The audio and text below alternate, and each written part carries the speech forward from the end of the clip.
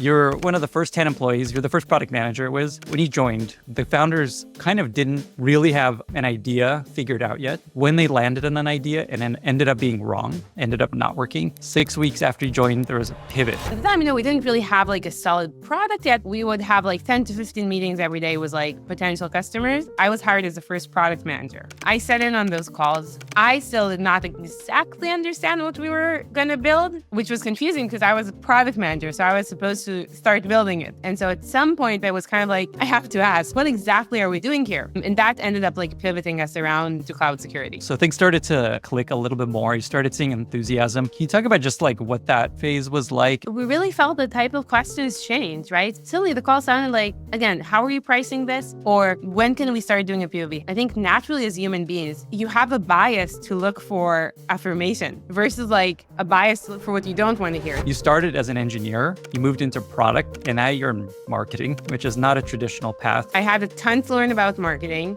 but what I knew really well was...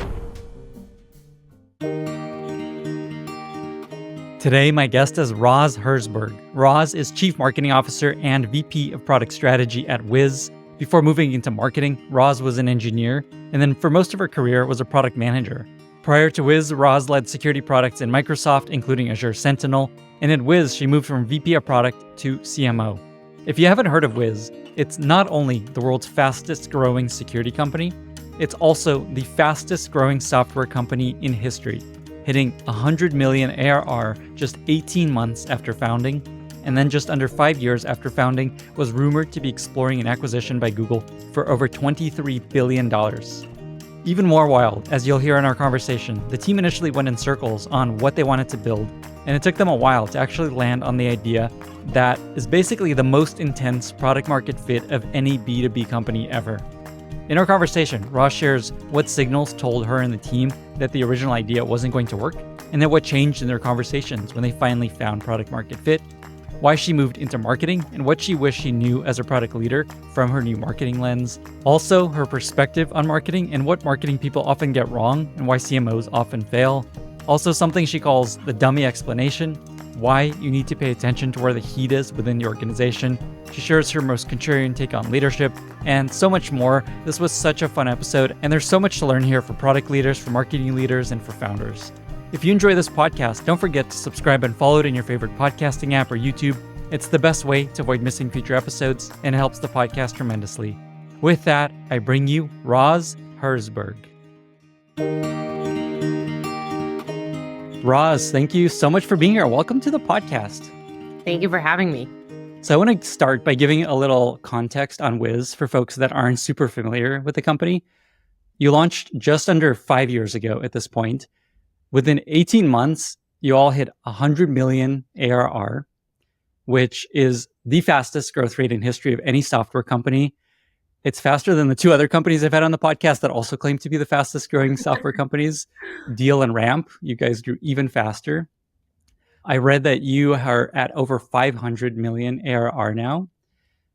I know it's also not confirmed, but a certain company that rhymes with Lugal offered to buy you guys for $23 billion, and y'all turned that down, decided to stay private. And also something like 50% of Fortune 100 companies are customers of Wiz. Is there anything I missed? Anything I got wrong? Never heard of like that Noogle company, but other than that, yeah. Okay, great. We're going to come back to that. What's even crazier is in spite of that, when you joined the company, you were employee something like number 7? Yeah, we kind of started like, I feel like the founders and like the first like 6-7 employees, we just started at once. This episode is brought to you by WorkOS. If you're building a SaaS app, at some point your customers will start asking for enterprise features like SAML authentication and SCIM provisioning. That's where WorkOS comes in, making it fast and painless to add enterprise features to your app. Their APIs are easy to understand so that you can ship quickly and get back to building other features. Today, hundreds of companies are already powered by WorkOS, including ones you probably know, like Vercel, Webflow, and Loom. WorkOS also recently acquired Warrant, the fine-grained authorization service. Warrant's product is based on a groundbreaking authorization system called Zanzibar, which was originally designed for Google to power Google Docs and YouTube. This enables fast authorization checks at enormous scale while maintaining a flexible model that can be adapted to even the most complex use cases. If you're currently looking to build role-based access control or other enterprise features like single sign-on, SCIM, or user management, you should consider WorkOS. It's a drop-in replacement for Auth0 and supports up to 1 million monthly active users for free. Check it out at workos.com to learn more. That's workos.com. This episode is brought to you by Rippling, a single platform to build and scale your startup on. Rippling handles all the can't get it wrong admin work of payroll and benefits, giving you back hours every week. But it does a lot more than that. Rippling is a game changer for the entire company, with tools for HR, IT, and spend, all built from the ground up and designed to work together seamlessly. Just hired someone? Rippling makes onboarding easy, whether your new hire is sitting next to you or halfway across the world. In just a few clicks, Rippling automatically generates an offer letter, ships a laptop with the necessary apps and permissions, and even delivers a corporate card. An employee needs to update their benefits contribution? When they do it in Rippling, the change automatically syncs to payroll. CTO forgot her laptop in an Uber? Lock it remotely with Rippling. Many startups I've invested in, like Sprig, Elemi, and ClassDojo, use Rippling because it's a force multiplier for lean teams, helping them eliminate major headaches and operate their business more efficiently. For a limited time, Rippling is giving Lenny's listeners 3 months off. To redeem, visit rippling.com/Lenny. That's rippling.com/Lenny. Okay, so you're, for one of the first 10 employees, you're the first product manager, Wiz. Yeah. And what I read is that when you joined, the founders kind of didn't really have an idea figured out yet. When they landed on an idea and then ended up being wrong, ended up not working, 6 weeks after you joined, there was a pivot. So the fact that that was true and you went from this like, this isn't working to boom, $100 million AR, I want to spend some time here because I think there's a lot people can learn here. So let me just ask, looking back at that point when the idea wasn't working to realizing, hey, maybe this is a better idea, what do you remember are some signals that told you this isn't working and okay, maybe this is? Because a lot of founders are in that stage with their products. When we started, it wasn't even Wiz. The company was literally officially founded as Beyond Networks. Because there was this like idea of, hey, we want to do something in the network security space. Actually, myself and the founding team and also the other like 5 engineers that started with us, we actually all came from a background of building cloud security products before. But this time it was like, okay, we actually don't want to do cloud security. We want to do network security. And then what happened was like in those initial like few weeks, you kind of, it also, we started with literally exactly, Wiz was founded together with COVID. Like it was like that March when the whole world shut down. Suddenly everything went like terribly, terribly strange on all of us. That's when Wiz started. So it was like our days looked like talking to 10, 15 customers. Wiz is a B2B product. The buyer is the CISO, the people that, the person that owns basically security for the entire company. So we would have like 10 to 15 meetings every day with like potential customers. At the time, we didn't really have like a solid product yet, but we kind of had like an idea and a deck explaining our idea and what we're going to build and why. We were all like a very technical group of people, and especially our founding team. Asaf, our CEO at Wiz, before Wiz, he led the entire division of all of the Microsoft Cloud Security products. So they're very, very impressive, very technical, very well known and respected in the industry. And so, we would join a call and kind of present and walk through our idea. And the person on the other end would be like, oh, it sounds interesting. Oh, yes, sounds interesting. Would love to hear more. Yes, perfect. Sounds interesting. Would love to hear more. And you finish calls with like a good feeling. Like the person said, oh, yes, interesting. But I was, like you said, I was hired as a first product manager. I sat in on those calls, sometimes like officially participating, sometimes even not officially participated, but listening on all of the calls. And I finished like a couple of weeks of that, which is a lot of calls, like I think 2 weeks or something. And I still did not exactly understand what we were going to build, which was confusing because I was product manager. So I was supposed to, like start building it in some ways, like go to the dev team and start building it. And that was like a point where I felt like I don't know what we are talking about exactly. Now, I really thought I don't know what we're talking about. Like I thought they all understood what we're building. And I thought every customer we had in the call understood what we're building.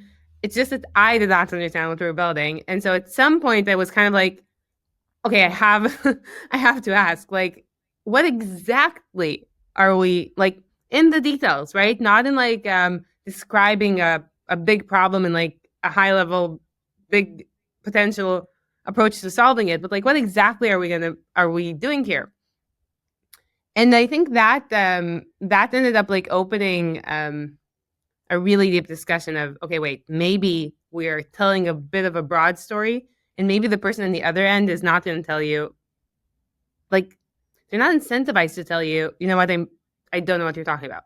It's really, I guess they felt a bit like me in some ways, and they were like, oh, it's a really smart group of people. I'm sure they're building something interesting. So yeah, interesting.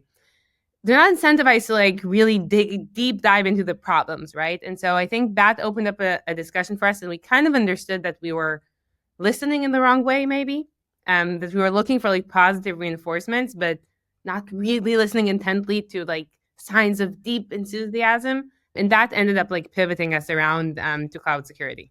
There's so much to learn just from the short story, and I want to get into like what you started hearing that made it sound like, okay, wait, maybe this is a better idea. But first of all, just the fact that you were doing 10 to 15 calls a day, you said?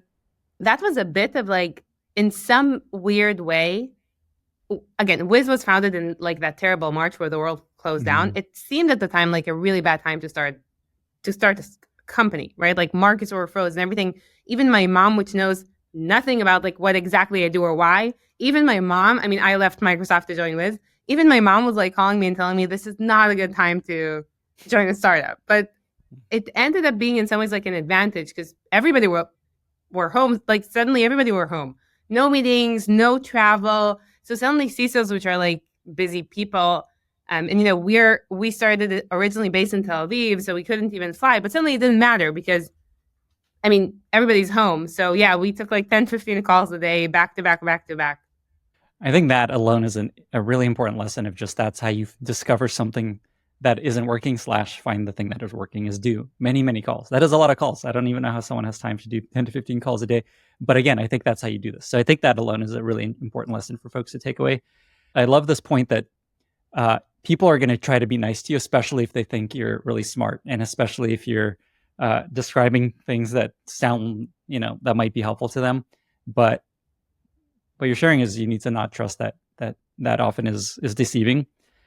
Talk about what it felt like when it moved from just like, oh, this is cool, this is nice, and maybe let's talk more, to like, oh, maybe this is actually something they'll buy. We really felt the type of questions change, right? Suddenly the call didn't end was like, oh, this sounds super interesting. Sure, like, please update me. I'd love to hear more. Suddenly the call sounded like, wait, again, how are you pricing this? How much will this cost? Or wait, like, when can we start doing a POV? How long is a POV? Or somebody would like finish the call and be like, okay, I know exactly who I need to connect you to in my team. Those are like really strong indications that are the type of indications we learn to look for. Although there's something I think, at the beginning of a company, it's very scary. I think naturally as human beings, you want to get affirmation from the other side. So you have a bias to look for affirmation versus like a bias to look for what you don't want to hear. That's just natural being a person. So I felt like that is what we ended up really being in tune with. Like, no, I have to understand they're intently interested. Like they want to connect me to somebody. They want to know how much this costs. And if somebody just tells you, like you said, oh, super cool. Yeah. I want to take this as a good sign, but I shouldn't. It's almost like you need to see them pushing for the next step is what I'm hearing, is like, let's do a POV. What's the next step to do this? I want to connect you to this person to talk further about this, versus just like, oh yeah, this is awesome, thank you. And then, okay, bye. Yeah, exactly. And it also, like in B2B, that is really the process you have to take, right? Like after you have to get connected to the actual team that will test the tool, that will deploy it. Like there needs to be real passion about doing something. And I guess that is the difference. It's like real passion about, hey, I want this right now. The other point you made is that you were the person, like nobody was saying this thing that was kind of this elephant in the room almost of, what are we even building? I don't understand what's happening here. I read somewhere that you were like, you told, I need to quit. Like, I don't understand what this is, and I'm not like the right person for this role. And it turned out nobody understood exactly what was going on. Can you share that story? It's funny because it's a story that some of the founders tell, and they tell it differently. Like they tell, like she came to us and she was like, "We have to rethink," but that's really not how it. That was not my perspective at all, right? Like my perspective was genuinely, okay, I have to confess. That was my perspective. I was like, I was so, I was sure that I was the only one not understanding. It's hard to kind of get the courage, I guess. Like sometimes it's hard to get the courage to say, actually, I don't understand. But I think by now in my career, it's like my favorite question. I feel like I say I don't understand a lot of times a day. And I think I think if you build a company with the right type of culture in a sense, then it's not a shame to say like I don't understand or please explain again. It's having that culture in place that enables it. And I also have to say, like when I think of, the founding team in Wiz is a very like flat organization in some ways. It's not about seniority. It's really about driving impact, and everybody can have a seat on the table and voices are heard. And I think it also reflects really highly about them, kind of just giving me the seat at the table in a sense to be even able to say I don't understand. Then when I'm saying I don't understand, not actually being open to, oh, maybe we have to also think again. And I think that tells a lot about the culture even to this day. But it's definitely, for me, it's a very learned quality over my progression of my career, actually allowing myself to be more vulnerable, more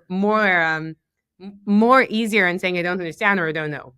I love this lesson so much. One, partly because you said it's really scary to be the person that's like, I don't know, understand, right? That's like a very vulnerable thing to say because they're like, what? She doesn't get it? Maybe she's not as smart as we thought. And, that can't be easy to be the person doing that.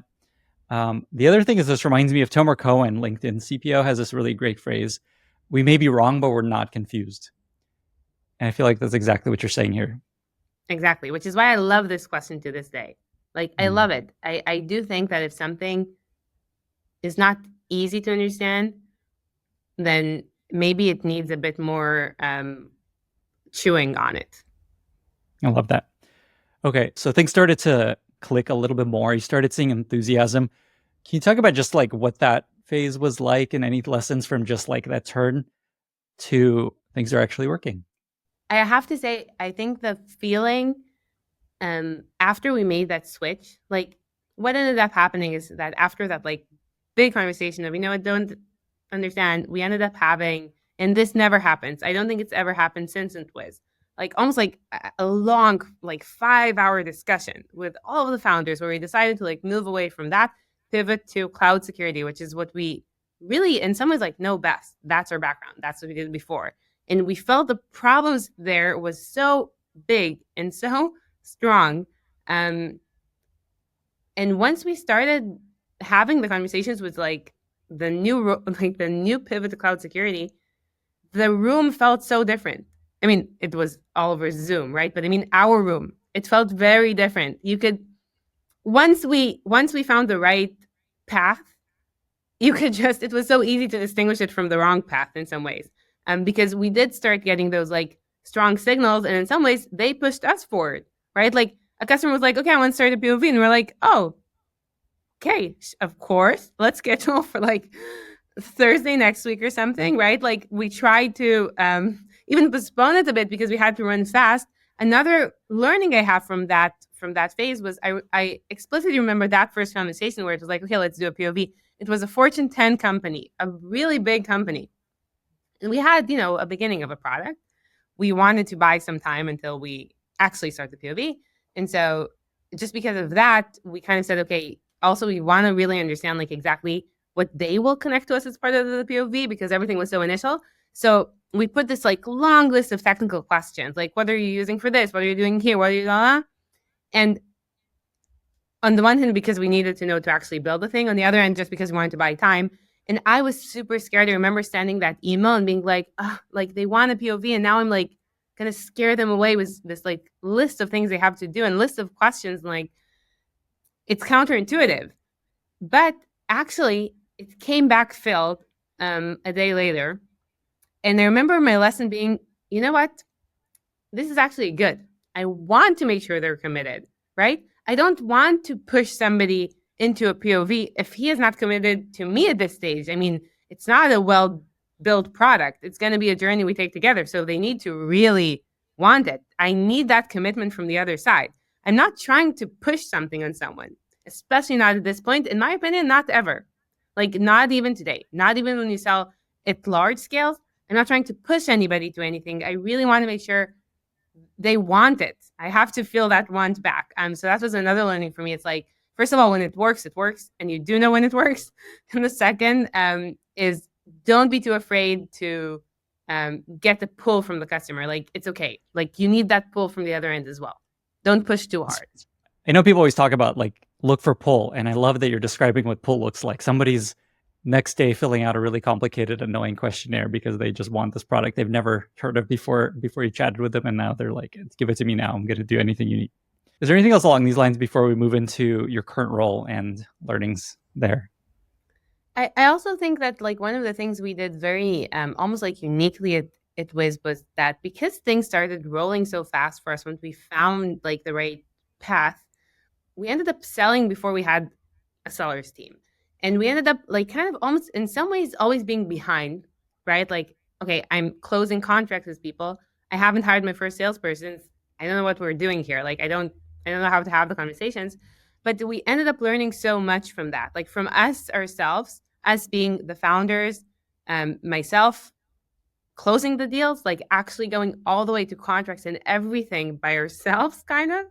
We learned a lot. And then when we hired our first sales hire, it was also like, look, like we sold a couple of million of this. So you for sure, as a salesperson, right? Like you kind of give that confidence. So I felt like there was multiple places where that ended up happening just by accident because of how fast things ended up happening for us. And actually, it was a really good learning experience to do it for the first time yourselves. I think sometimes when you start building a company, you have this like wish that if you can't do something, you're going to hire the right person and he will be able to do it. Like, okay, I feel like my message is not clear enough and we just started this company. It's okay. I'm going to hire my first product marketer and that's going to be it. Or I feel like we can't close a deal. Okay, because I need to hire my first salesperson and that will be it. I hardly find that. I don't think we've ever had that work for us, honestly. It's like if you can't do it one time end to end and you're like the core group, the chances of just bringing somebody from the outside to solve that problem, it's wishful in some ways. But it never ends up that way. I love this advice so much. There's kind of like two parallels here. Like if the founder can't do it, who has the most context and passion and motivation, it's unlikely an employee is going to be able to do it. And it's similar to the selling point that if your early customers aren't pulling from you, later customers are not going to have a good time, right? It's like the most passion comes early.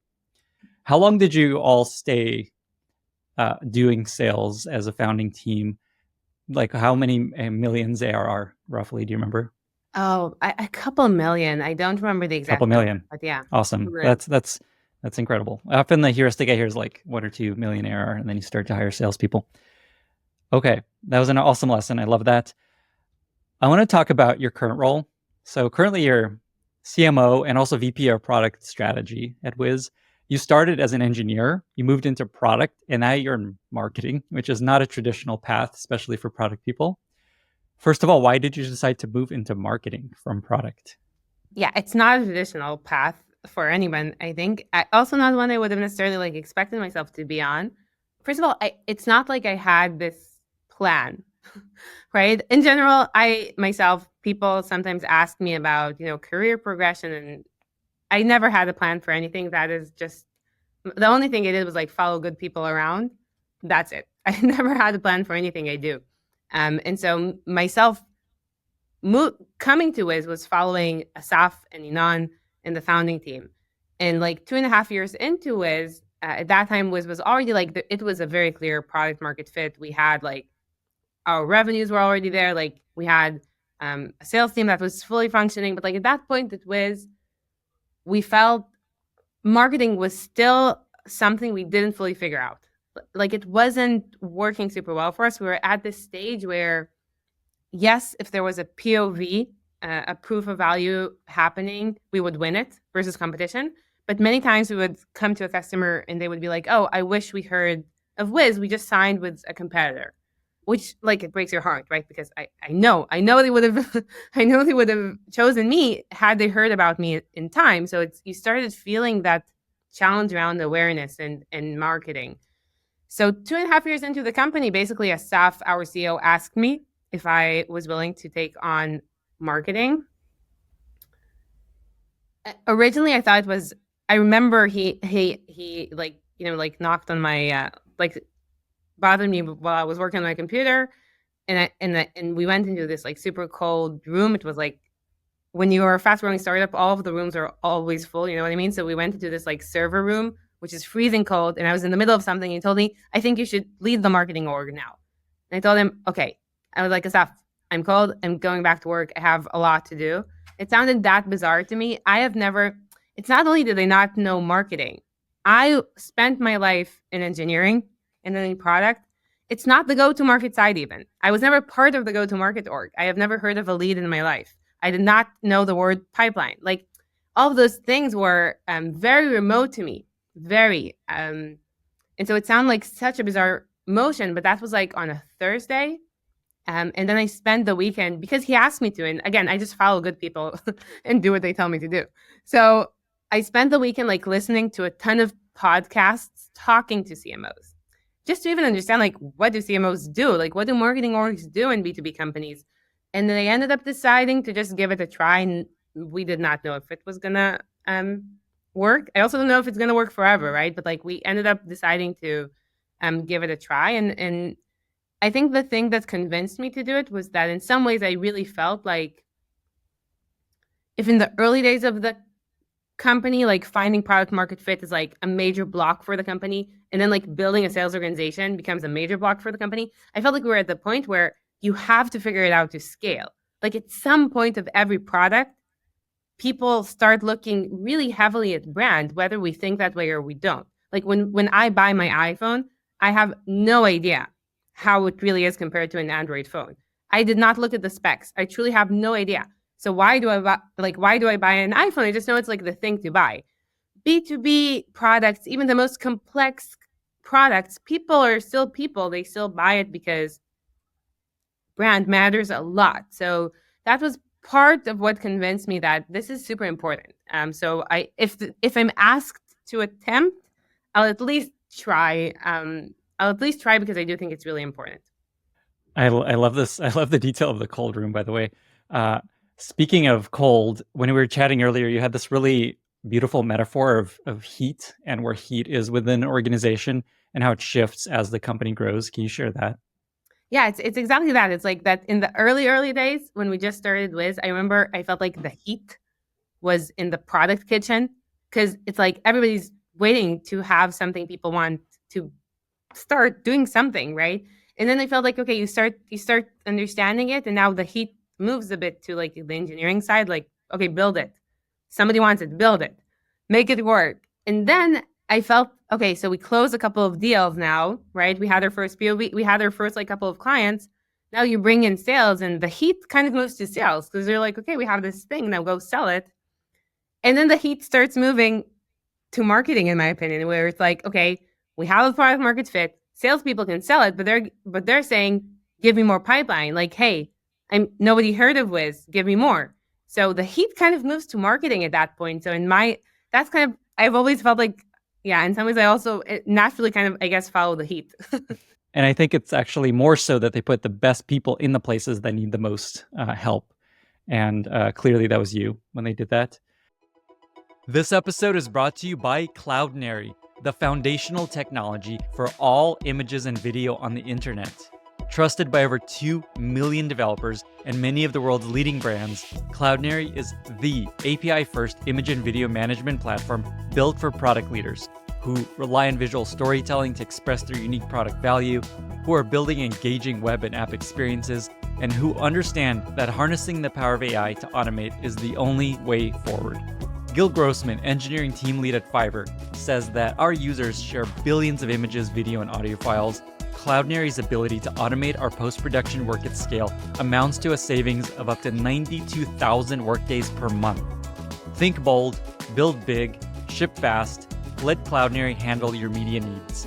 Start your free plan today at cloudinary.com/Lenny. I asked one of your board members, Shardul Shah, what to ask you. He's a partner at Index Ventures, and here's what he told me. Speaking of kind of this move to marketing, he said that when you were in your first board meeting, the Wiz board meeting, presenting marketing and sharing your plan, and you asked him, "Hey, can you introduce me to all these marketing leaders so I can learn from them?" He basically did the opposite. He's like, "No, I'm going to introduce all my marketing leaders to you because I think they need to learn from you." Why do you think that's the case? I think Shardul is very kind. I deeply remember that meeting because, funny enough, it was my first board meeting ever, and that is a funny thing by itself. Because Wiz's board, we have Shardul on our board, we have Doug Leone, and we have like Jeff from Insights. We have it's almost like it's very humbling to sit down in front of those people. Period. And since I decided to take marketing and I took the CMO role, this was also my first board meeting ever. And also it was like the meeting where it's like, in some ways,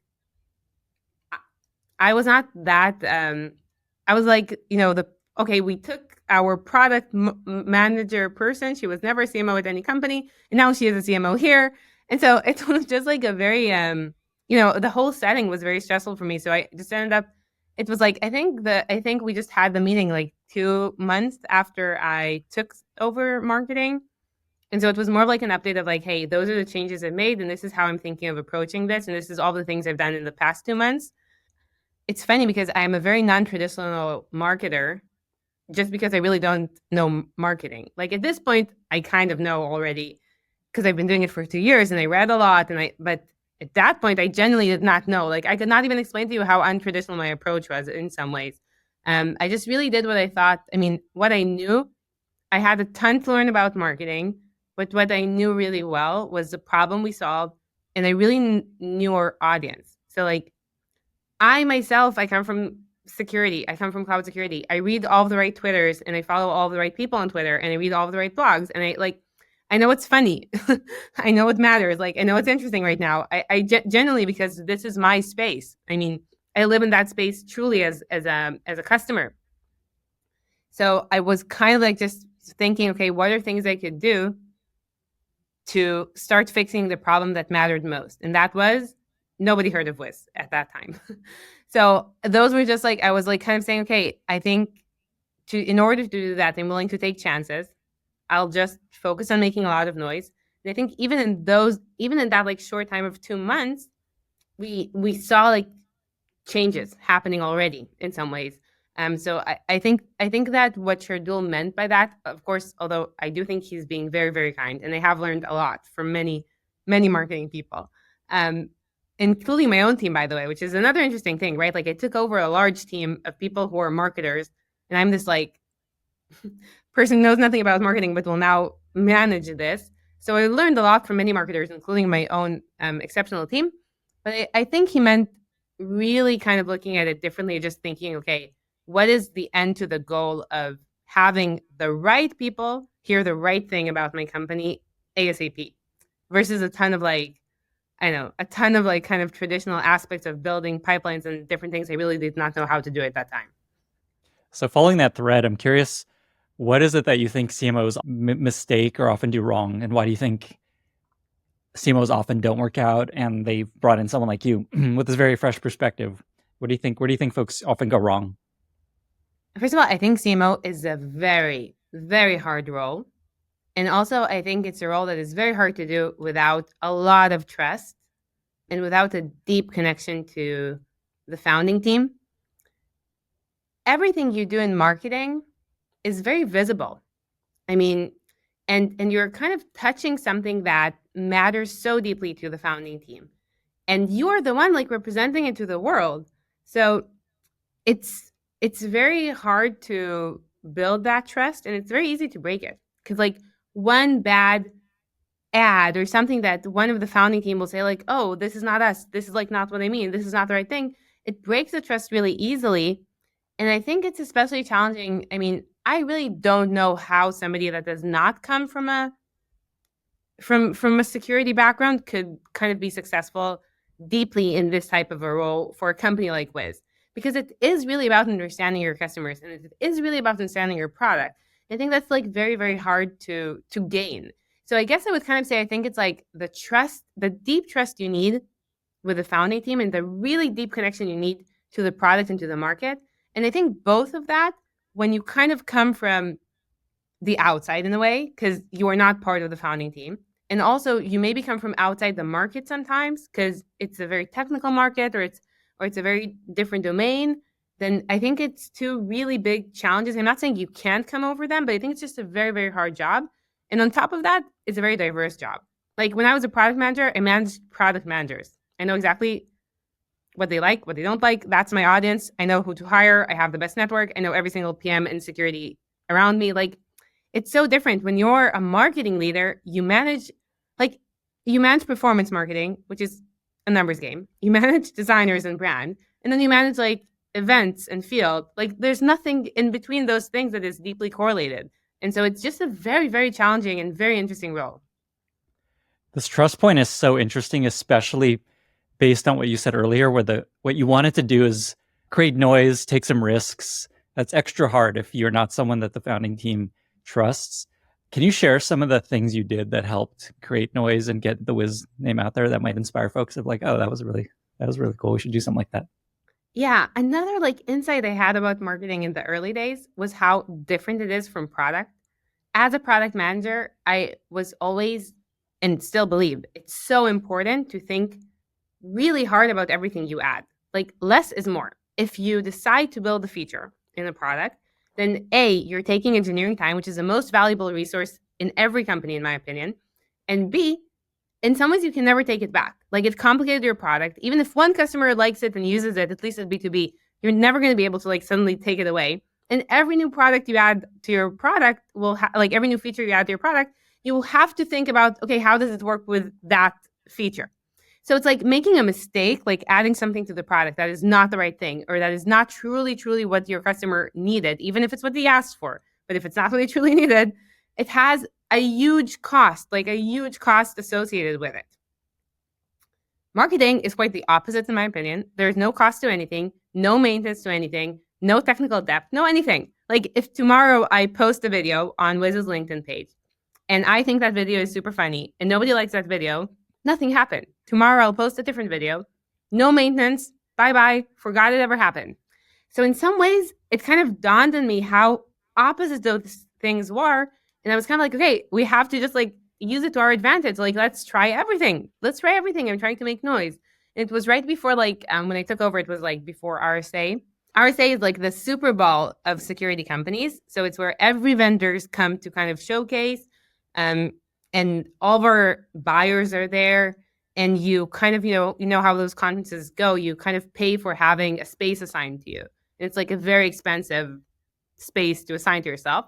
And we had the exact same spot we had the year before.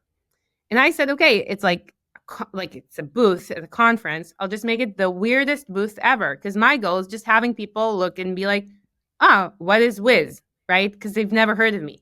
So instead of doing like a classical cyber booth, I decided to say, okay, let's scrap our booth and do a Wiz of Oz booth, which literally looked like a Wiz of Oz booth. And we had actors like Dorothy and like all those things like hanging around there. And it looked nothing like any booth in the show, which is a cybersecurity show. Things are like red and black and like people with hoodies. And we decided to take a completely opposite approach. In general, I also decided that we're going to take a completely opposite approach with brand. I wanted Wiz's brand to, again, my first motive, stand out. So I wanted Wiz to have like a very positive, optimistic type of brand. So I went all in on like scrap whatever we were doing before, which was like dark, and go pink, go bright blue, always go optimistic and focus on like magic, not scaring people from attacks, but magic. And that ended up like, and it was scary. Don't get me wrong. Half of me was like, I remember feeling so scared walking to the show, to the floor trade, because I was like, is this going to be the most terrible, bizarre? Are people going to be like, what is she thinking? So I knew it could either be like a failure or a hit. And it ended up like the amount of people that stopped by our booth was like 5 times the amount of people that stopped by the year before. And it's the exact same space, the exact same investment because you invest in the space. But also ever since we do themed booths, like every time we change themes to keep it fun. At this point, you will see other cyber companies even doing themes because like we were just like, okay, we'll do whatever it takes to make noise. And this is just one example. That is an amazing story. And you said that other companies now try to do something similar, right?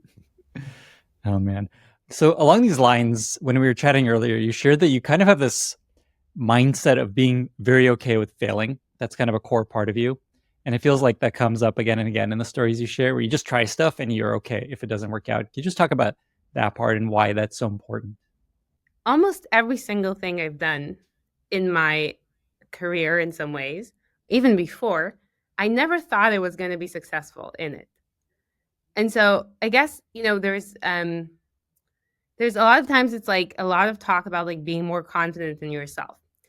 I don't know, at least for me, I don't really know if that's like a real option. Okay. I just know that I'm kind of okay with being pretty sure I'm going to fail at something and still attempting it. That is like the thing that has grown in me. Where when I took the job at Wiz, I was sure they're going to I was sure they got confused that they offered to take me with them. I was certain that it's going to be like, okay, they're going to figure out that I'm not the right fit for that like super smart and talented group of people who have all worked together before, by the way. I was sure they're going to like find me out. And I was pretty sure I was going to fail, but I will still take it. Like, right. So it's like, I thought I was going to fill the product manager role too, although I did have the experience. So that also makes it easier to move in some ways. If I think I'm going to fail at anything, I'm like, okay, whatever, I'll try. And I think over time, it releases you a bit. Like, sure, I might fail. By the way, I might still fail. It's also fine. Like, it's even in my current role, right? Like, probably not for every scale, it will make sense for me to do it. But that's also fine. Like, it's still just giving yourself the opportunity to fail. That is really empowering. Is there anything that helped you build that skill? Because that's not natural to a lot of people. Being okay with failure and leaning into things that they think they will probably fail at. Where did that come from for you? Depending on like what you believe in, everything comes from childhood. So in some ways, like I do think it has to do with like the way I was. I think the way my mom kind of raised me. My mom really believed that like if you're good at something, so that's not where you should invest your energy. Like she really believed in like kind of pushing us to the places where we're less confident in, I guess. I mean, I was a very shy kid. My natural inclination as a young kid was like to close the door in my room, read a book. I had no interest in like meeting other kids or doing sports or like nothing really. Like it's super, super shy. And I think also slightly unsocial by nature, really. But for my mom, she could have been like, oh, so she's really good with like books and math. And so let's focus, like, let's perfect. Like let her build up that skill and be really good with that. But no, she would like make me go swimming and like make me go meet other kids. And in some ways, I feel she always used to say that like friction is good. Like if you brush your teeth and there's like a bit of blood somewhere, then you need to brush harder there. It's kind of like that idea that like friction is kind of good. If you're good at something already, then you're good at something already. So it's like a bit more about learning how to push yourself in other areas. Like I think she put hard work and courage in some ways, or friction mostly, above talent. Like talent only gets you so far, but like the hard work and the friction gets you more. That is an awesome story.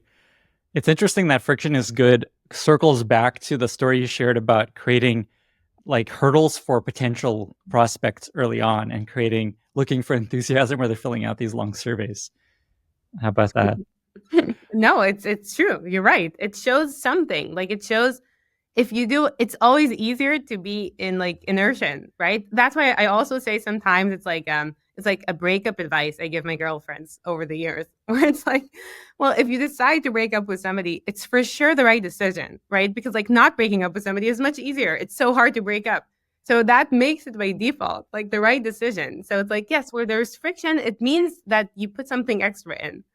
I want to circle back to marketing/product advice, going back full circle a little bit. So folks that are in product, now that you're in the marketing world, thinking about marketing, what do you think you wish you knew as a product leader that you think product leaders should be thinking more of, or maybe miss, that you now see as a marketing leader? Having done products for many years, I really did not understand the criticality of marketing and even of product marketing. I really did not understand deeply enough that sometimes even gap between, like, when you're in the product and you really live inside the product and the technical domain, you can sometimes not understand how far you are from like a common person in your market or a seller in your market. And marketing in a lot of ways bridges that gap. It's like a multiplier, but it's like the further you get away from like the core, like engineer, then product, then in order for the messages to move correctly, they have to be crystal clear. That is something I understood only when looking at it from the other side. Like if you're on the product side, you can often kind of work with things that are like fluffy or blurry or like gray. Okay, like somebody will ask you, "Can the product do this?" And you'll be like, "Yeah, not exactly, but like it can do like blah blah blah," like kind of work around something, right? Like it doesn't have to be crystal clear because you can kind of go around things in a way that when you try to scale your message, you can't. Like it gets lost in translation. You have to be crystal clear, black and white. You have to communicate very clearly, especially as an organization scales. You have to communicate very clearly. Like suddenly looking at the product org from the outside in a company that scales fast, I understood, whoa, like you product marketing and marketing plays a really important role in being able to take that message and amplify it. And if you are giving signals that are even a bit gray, fuzzy, then it's not going to work and you can't expect them to do a good job with it in some ways. So I really, by understanding the go-to-market perspective and the user perspective and the seller perspective, I suddenly understood how things that can look simple on the inside of that side are very complex when you kind of cross over to the go-to-market side. And I think learning the difference is so important for product people to understand, like that they have to deliver those like crystal clear messages about the product. Is there an example of that where you're like, oh, wow, I thought this was good, but no, nobody understands what we're talking about? There's so much. Like I think, for example, in our domain, it's very almost custom to like talk in a lot of initials. Like, and a lot of things in security are like use initials for them. You say like CSPM for Cloud Security Posture Management, and like you use a lot of those types of initials, and you keep assuming that the world knows what you mean. But then when I actually looked at things over from the marketing side, like if you ask our product people and engineers, like where does our product fall in terms of category, it would be like CNAP, Cloud Native Application Protection. But if you go over and you like look at Google, like people are not Googling that word. They're Googling like cloud security solution, right? So that's just like a simple and silly example, but it's that example that like when you live inside something very technically and like inside your market, inside your domain, you're very remote sometimes by accident from the buyer. And so a lot of those learnings kind of clicked for me only once I saw everything from the marketing side. You have this concept that you described as the dummy explanation when you just need it to feel really, really simple. Can you add some color to that? Yes, it's when I now in marketing and in everything we write and everything our team produces in terms of anything written by Wiz, I keep kind of going back to, I don't want us to forget that we are inside our own bubble. We go to work at Wiz every day. Wiz is a cloud security company. It's cloud security. Like we live inside our own bubble, but reminding ourselves that customers don't live in that bubble. They're like people in the world. Their life is not Wiz. So every time you write something, I wanted to not assume knowledge about Wiz or knowledge about the product or deep knowledge about the market. I'll give just a simple example. Wiz itself is based on like part of the deep innovation that Wiz brought to the market that enabled the scale was very high correlated signal that's based on a graph database. So inside Wiz, we have the Wiz graph database for security. If you write something that says the Wiz graph database, I don't like it because why would a common person know what is the Wiz graph database, right? So it's making sure that every single thing you say is understandable by anybody. There's no reason to use complex terminology when you can keep things straight and simple. Easier said than done, but such a good reminder to always be. Is there like a framework here? Are you just like trying to remember people outside don't understand anything we are talking about and simplify it further? Like, how do you actually practice that? Because it's like, I imagine everyone's like, yeah, I know all this stuff, but they don't actually do it. Is there any tips there for how to actually practice this? I constantly remind myself about the bubble. Every time somebody says, oh, we haven't changed our color for so long, or our website's headline, it's like, or, a lot of a lot of those things for me, it's like, you're the only one that is sick of it, right? Your customers are just learning what you put there like 10 months ago. You are the only one looking at this thing like day after day after day after day after day. You're actually going to change it only like they're just starting to grasp it and you're changing it under their feet. It's living in that bubble and constantly reminding myself like it is a bubble. I'm in that whiz bubble, right? But my audience is not. So yeah, it's a daily reminder. It's hard to get. It's hard. It's a hard daily reminder. That is so funny. Okay, just a few more questions. One is, so there's 4 co-founders of Wiz, is that right? Yeah. What is your relationship with them? How's that changed over the years and over time? And just like, I imagine it's very difficult being a not founder, trying to have a lot of influence on strategy and vision and all these things. Just, I guess, like, how's that relationship changed over the years? Anything there that might be helpful to folks, and any advice for people in a similar boat to work well with founders who are also very product oriented and very opinionated about everything? Yeah, I think the Wiz founding team is a truly incredible team. They also have a very unique story. Before Wiz is actually their second company together. So before Wiz, they founded Adalom, which sold to Microsoft. That's how they all ended up in Microsoft in the first place. And even before that, they all worked together in the Israeli army. So they've known each other they've been working together for 30 years, right? It's Wow. a long, long time. Well, not 30. I made them older, 20, 22, 22 years. It's a very, very, very unique team where there is complete trust between the team members and also a very clear understanding of what falls under, each has his own clear domain. And that way decisions are made super fast. Because the complete trust and everybody has their clearly owned domain. And I think the unique thing about Wiz, and I truly think it defines our company's culture to this day, is exactly that they did not have to work hard to be able to impact strategy and get a seat at the table. I think that it's open, it's a very open culture and an open company that goes back to the beginning of being able to say, I don't understand. They really believe in employees and they really believe in giving everybody a chance to have impact, regardless of title or experience or anything. If you want to drive more impact, you will get the chance. I think it's something I really learned to adore in that team. It's like they will give their trust to someone and they will allow you to try. And I think it also causes employees to have a lot of loyalty because you are given those opportunities and you are given that chance. And it builds a very, very healthy culture. And I think also a culture that's very loyal. Everybody feels part of what's being built here. Incredible. And how many employees are there? How large is Wiz at this point, just for folks to get a sense if they want to potentially join Wiz someday? Around 1,500. Okay, awesome. Amazing. Okay, potentially a final question. I want to take us to Contrarian Corner. Yeah. I'm curious if there's something you have a very contrarian opinion about, something that you believe that a lot of other people don't believe. We've already covered a number of things, I think, like that, but is there anything else that comes to mind? It's so funny because I don't think we've covered anything contrarian. Okay. I think one thing is maybe goes back to what I was talking about before, but was failing in confidence.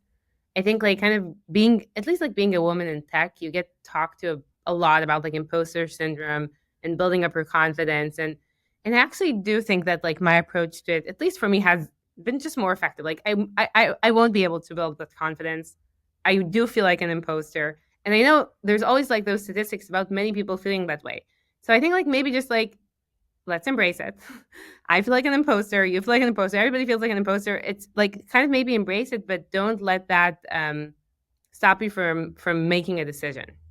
Like maybe they will find out you're an imposter.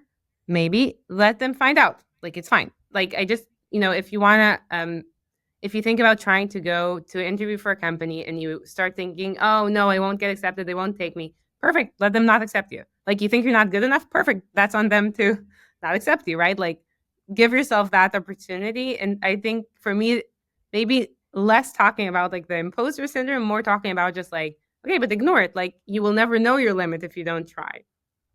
The best advice I've heard along these lines, which is basically what you're saying, is that when you take on a new role, you actually are an imposter. You've never done this before.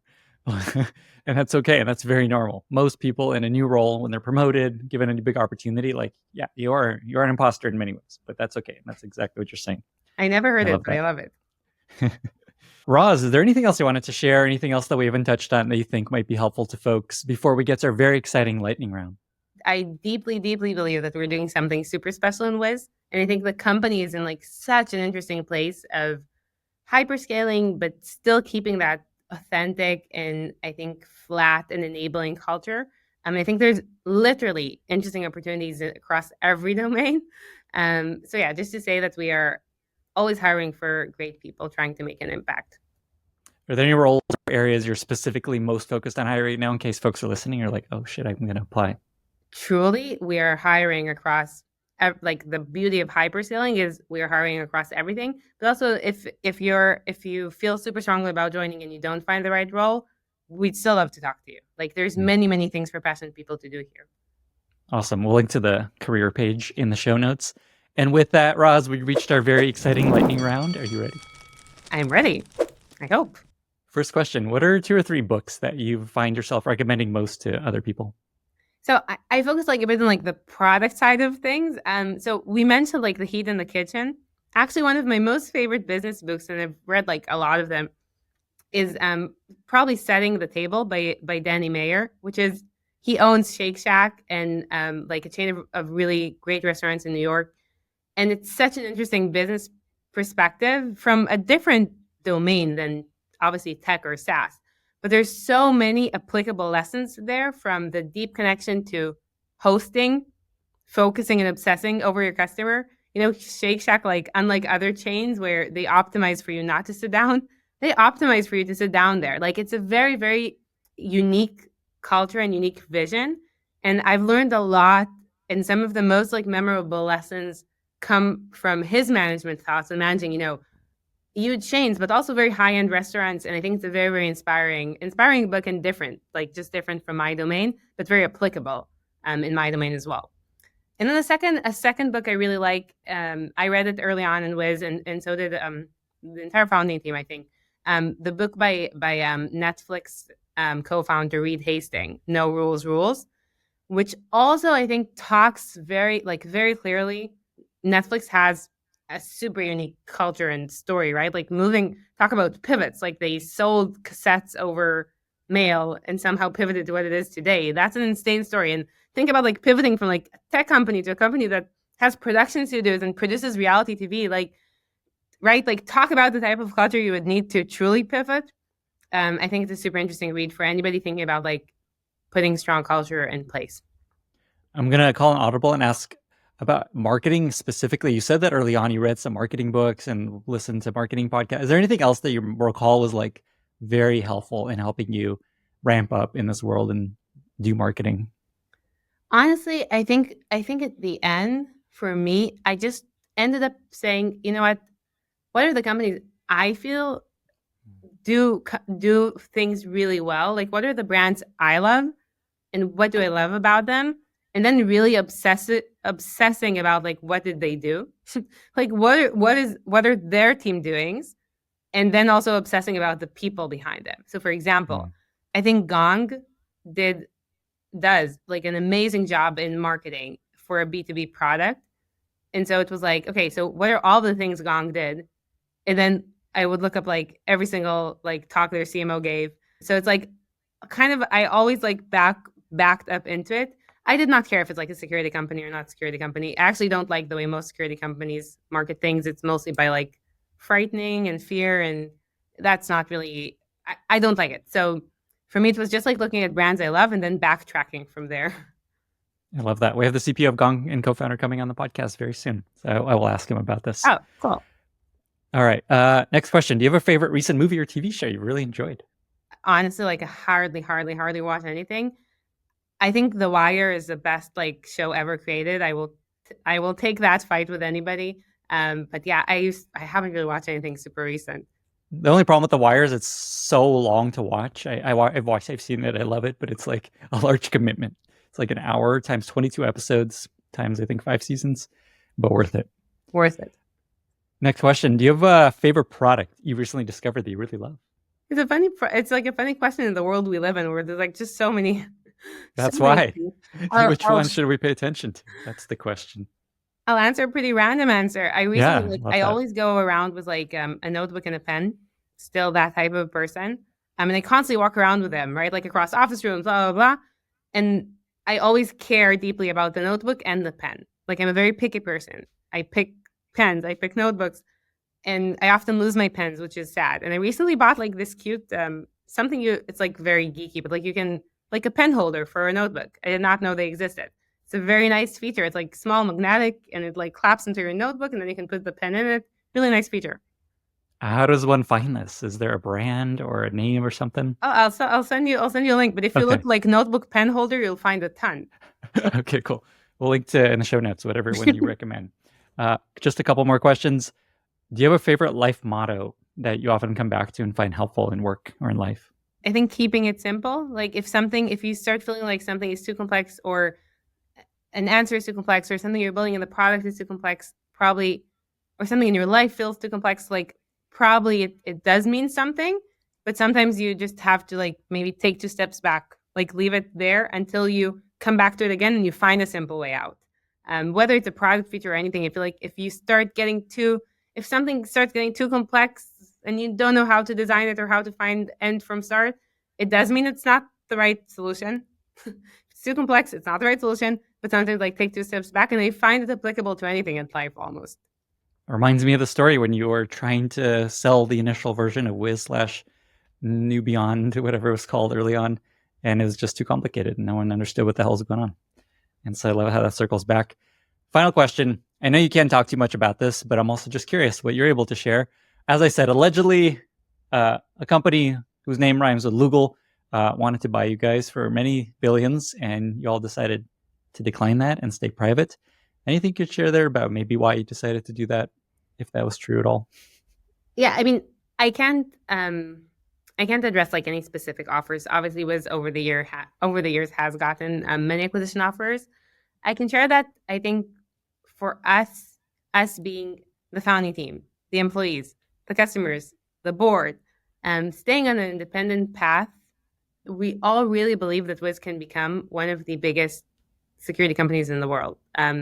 When you look at Wiz today, and I mean, we spoke about the unconventional growth. When you think about it, in some ways, Wiz addresses the biggest growing market of security. Like cloud security, cloud is the fastest growing, like cloud is such a fast growing market. Cloud grows like 20-30% year over year. We feel like everything is in the cloud, but in reality, by estimation, only like 20%, 15 to 20% of the infra today is in cloud. So it's a really, really fast growing state in the fast growing market. And security by nature is a bit of like a market of leaders, right? I mean, it's a bit like buying insurance for something. You want to buy it from the best, from the leader in this domain.